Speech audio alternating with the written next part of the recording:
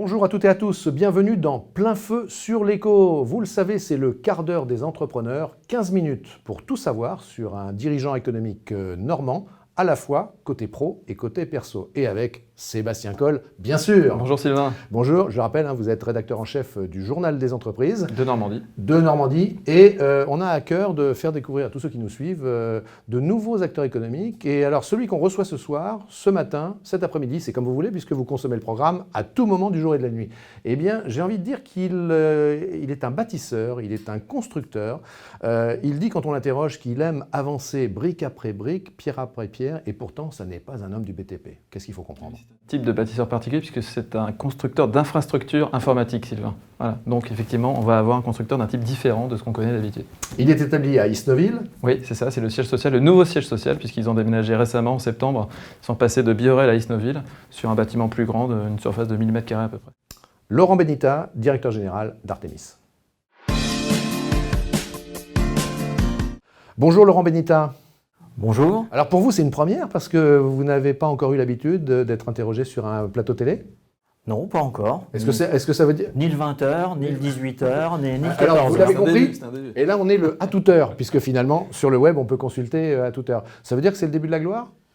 C'est la magie des nouvelles technologies. Et voilà, qui sont de plus en plus accessibles.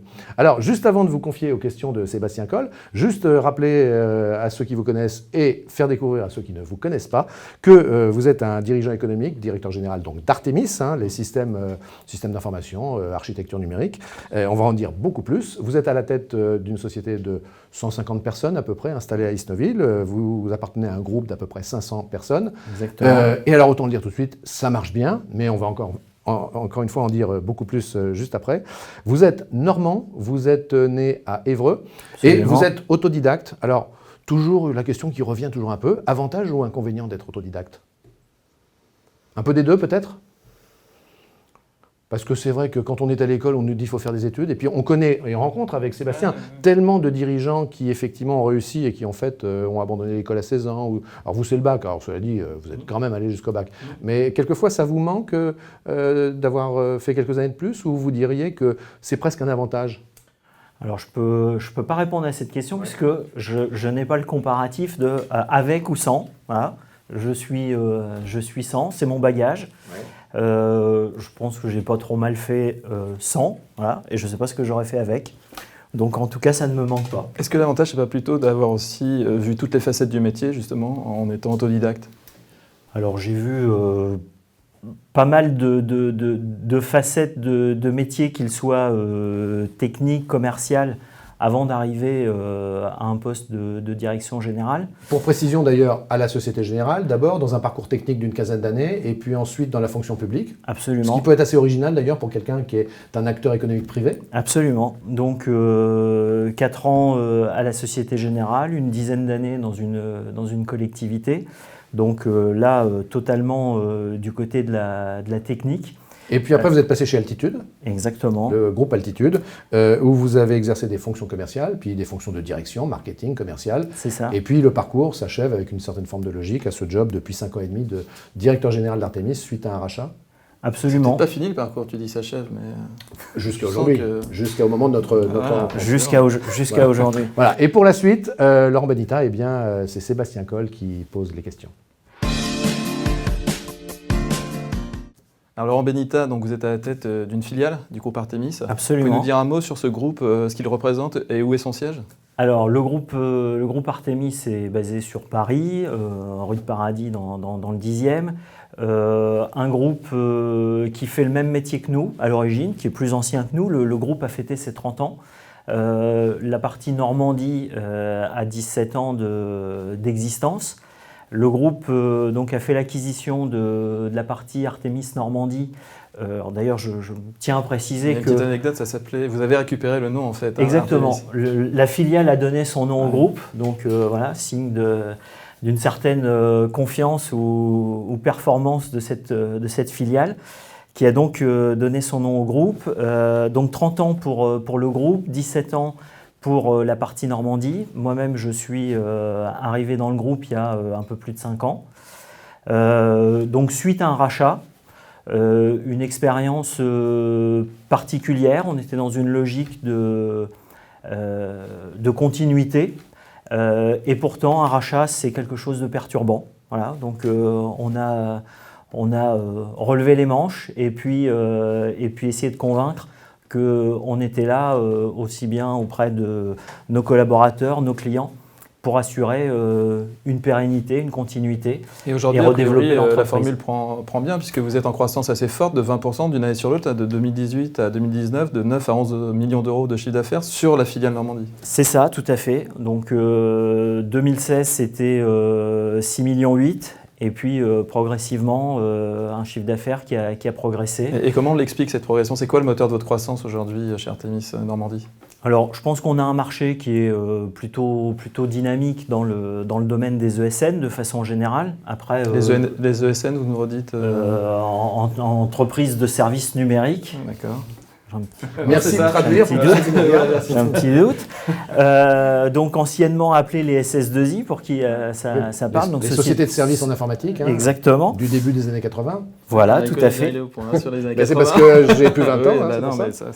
Donc le marché est plutôt porteur, effectivement. Après, j'ose croire qu'on a aussi une relation de confiance, de partenariat avec nos clients, qu'on développe aussi avec nos prospects, qui j'espère seront demain des clients de longue date, parce que c'est ce qu'on cherche tous à développer dans le groupe de façon générale, et chez Artémis Normandie également, au niveau de tous les membres de la direction. Et d'où la nécessité de ce fait du nouveau siège qui vient d'être inauguré au mois de septembre.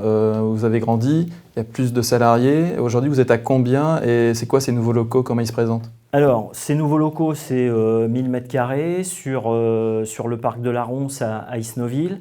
On a grandi sur les anciens locaux qui étaient à Biorel de façon un petit peu empirique, où on poussait les murs Blanc Logis, je connais bien. Au fur et à mesure, absolument, au Blanc Logis. Donc on a pris un bureau, puis 2, puis 3. Et s'est posé la question il y a 2 ans environ de dire est-ce qu'on prend un 4e plateau pour essayer d'étendre, de continuer à étendre nos activités sur la partie centre de service, qui est une partie très importante. C'est celle qui grandit le plus aujourd'hui, cette partie-là? Alors, ce n'est pas celle qui grandit le plus, mais c'est celle qui crée la crise du logement. Ouais. Donc concrètement, on a 2 grandes activités chez Artémis Normandie. Un pôle qui s'appelle le pôle assistance technique, où on a des délégations de compétences chez nos clients, donc concrètement des collaborateurs qu'on pourrait ne jamais voir. Ouais. On tient à ce que ça ne soit pas le cas.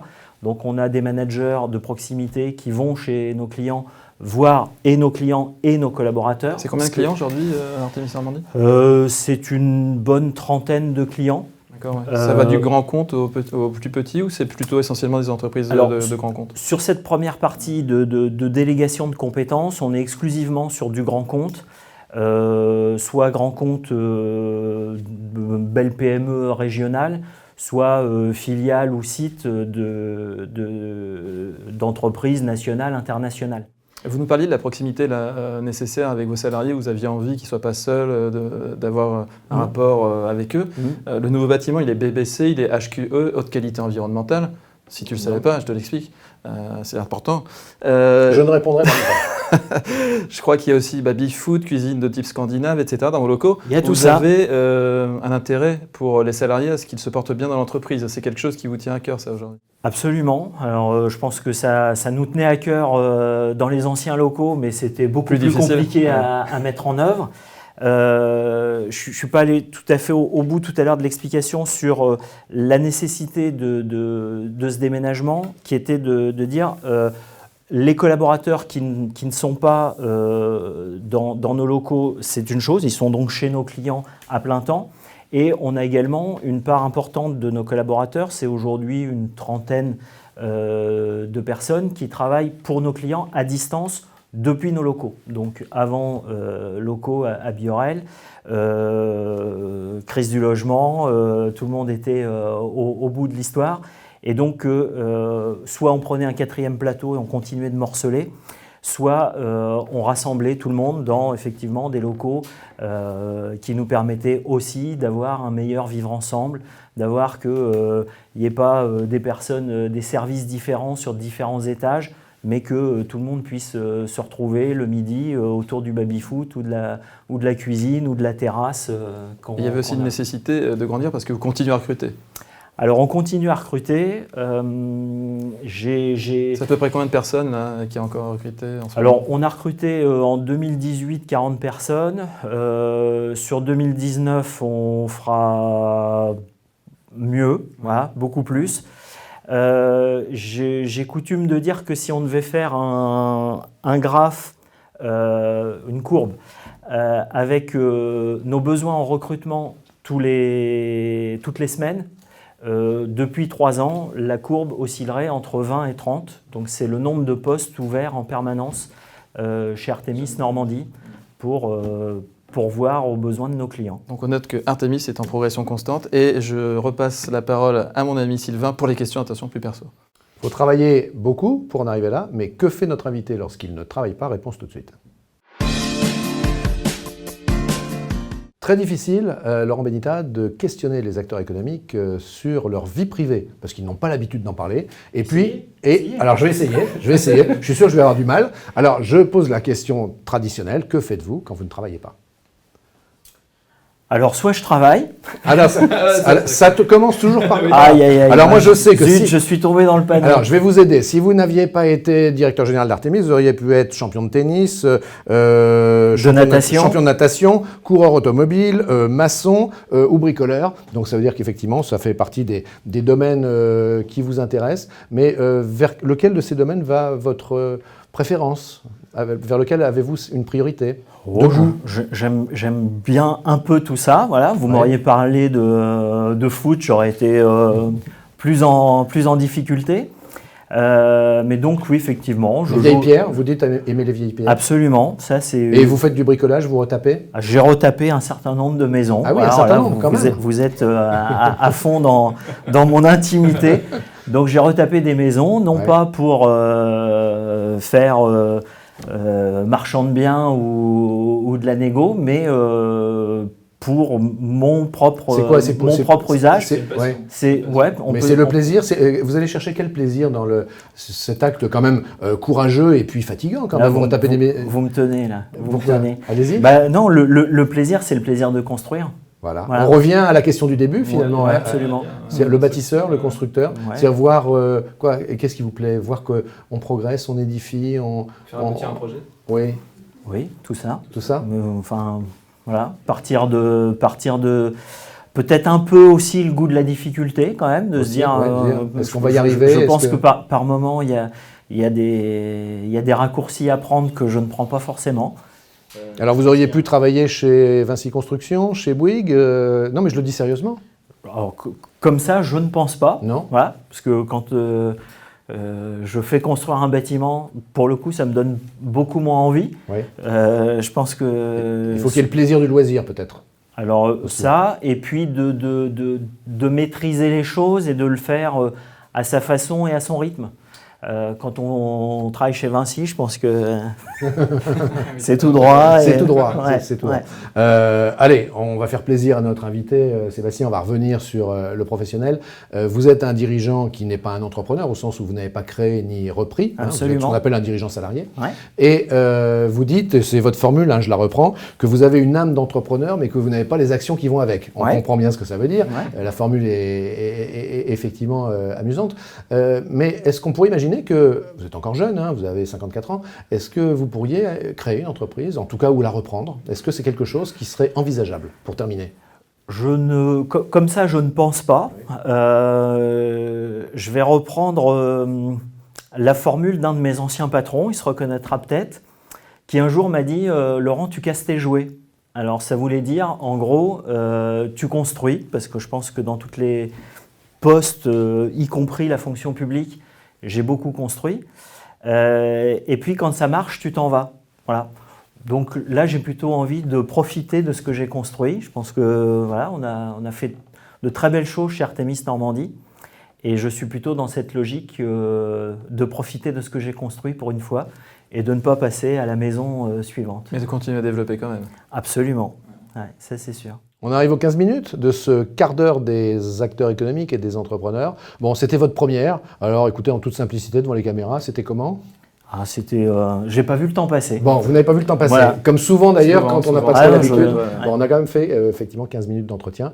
Et on a plaisir à l'avoir fait pour tous ceux qui nous suivent et qui nous regardent et qui ont découvert un nouvel acteur économique qu'on n'avait pas encore reçu dans ces émissions de PNTV. Tout à fait. Eh bien, merci beaucoup, Laurent Bectal. Vous êtes prêté aux questions de Plein Feu sur l'éco. C'est bien plein feu, vous voyez, tous les projecteurs sont braqués sur vous. Et puis on se retrouve Je bronze à vue d'œil. le mois prochain pour un nouveau Plein Feu sur l'éco. Ciao. Merci.